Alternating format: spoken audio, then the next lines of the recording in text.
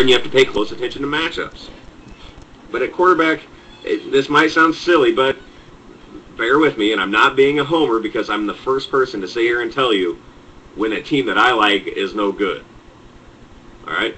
But my first sleeper pick is J.T. O'Sullivan.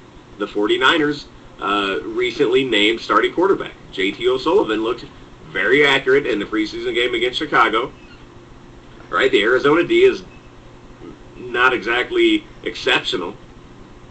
He should be able to move the ball fairly easy against them. He's got Isaac Bruce this year. They have Brian Johnson, Arizona's old receiver, who will probably be looking to make some sort of a statement against his old team. I mean, you factor that in. Things like that happen. I don't think that's not real. It's not just another game for him. And he wants to make a statement against his old team. So, and Vernon Davis. All right, listen, this guy as a tight end has incredible ability like nobody has ever seen. He's had a problem, though, grasping, I guess, the plays, is how you would put it. Last season, I heard reports that he was messing up a lot of plays. He wasn't running the right routes. He didn't fully understand everything, which worries me a little bit because this year he's getting introduced to the Mike Martz system, which is without a doubt the most complex in all of football. However, Mike Martz plans to use Vernon Davis as a wideout, as just create serious mismatches all over the field and use him a lot. But week 1 against Arizona is a good week for the Niners to kind of go full throttle. Just put it all out there, see what they can do, and try to really put some points on the board. And I think O'Sullivan's capable of getting some pretty good numbers. He's a sleeper pick. Now, you shouldn't be starting it. O'Sullivan shouldn't be your number 1 option at quarterback. And he should probably be your second or third because he's wildly unproven. You put an unproven quarterback onto a bad team, it doesn't usually equal great things. I do know one guy that is actually starting J.T. O'Sullivan this weekend, and there's worse weeks to do it. I'll say that. Like I said, he's a sleeper pick for this week. For me, he could have a pretty nice week. Number 2, my second sleeper. These aren't really numbered. They're just kind of out there. Brett Favre. Brett Favre. Brett Favre's played in Miami. First game with the Jets. He's kind of been overlooked this year. He's probably drafted as a backup in a lot of leagues, which makes sense. He's not going to put up gigantic starter numbers. But against Miami, who probably has it, even though Parcells came into town, it's not as if they're going to go from worst team ever to competitor. All right, there's a building process. There's a stage. Now, are they moving in the right direction? I think so, because I like Parcells. Are they going to be there week 1? Probably not. The Jets will probably hang some points on them, and Brett Favre will throw a few touchdown passes. He's a nice sleeper pick this week. If you have Brett Favre in there, he could be a very, very nice surprise for you. I also like this week Favre's replacement in Green Bay. I like Aaron Rodgers against Minnesota. I know a lot of people think that that's crazy. But listen, it's a Monday night game. He'll have the juices flowing. Now remember, he came in a high-pressure game last year against Dallas. The biggest game of the regular season up to that point for Green Bay. And he came in and threw for over 200 yards and a touchdown in a half of work. All right, now he's got a Monday night game. It's a big stage. It's an important game. It's his first game as the starter, and they're playing Minnesota. Minnesota, who most people will recognize immediately as having a really, really good defense. But remember, that's their run D. All right, their run D is really, really good.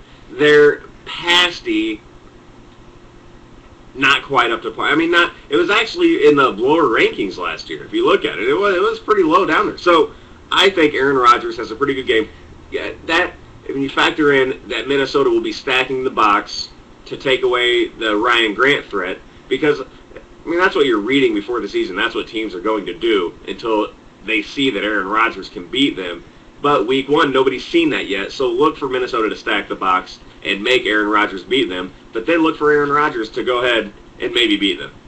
Honestly, the Green Bay receivers are second to none. They really are. They led the league last year in yards after the catch. That means for Brett Favre, that means that he had the most talented bunch in the league. I mean, it's hard to really sum it. Not to take anything away from Favre, but he really didn't have to do that much. All he had to do was get the ball in these guys' hands, and they made things happen. I don't think it's going to change that much for Aaron Rodgers. All right, not that there's not a drop-off between Brett Favre and Aaron Rodgers. There is. I'm just saying Rodgers will do fine. And I think this week, week 1 against Minnesota, Rodgers will do surprisingly well. I also like Matt Hasselbeck as a sleeper. I know a lot of people will say Hasselbeck doesn't really qualify as a sleeper. Most people know. But he's a little dinged up. He's a little hurt.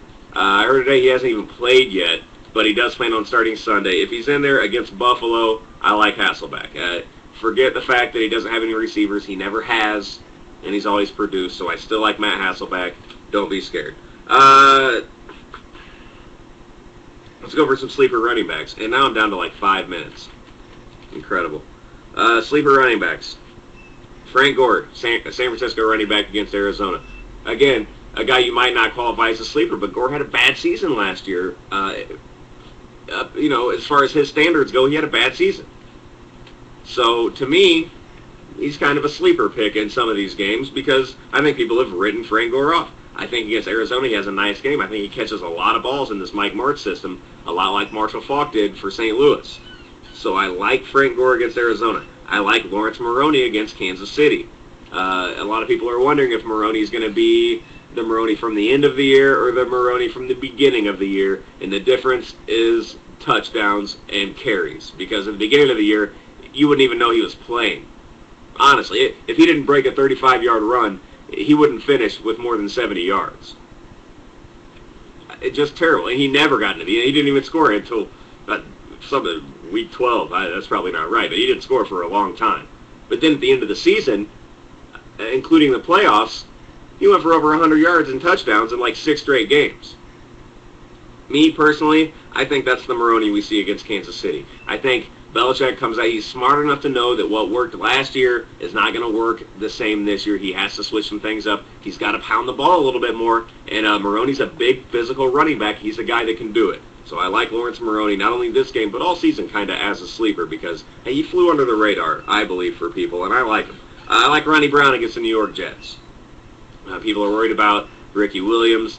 Well, they just signed Ricky Williams to an extension because they really like him and he's really looked good. Hey, every team needs a backup. Remember that. Every team needs a backup. I know Ronnie Brown had ACL surgery.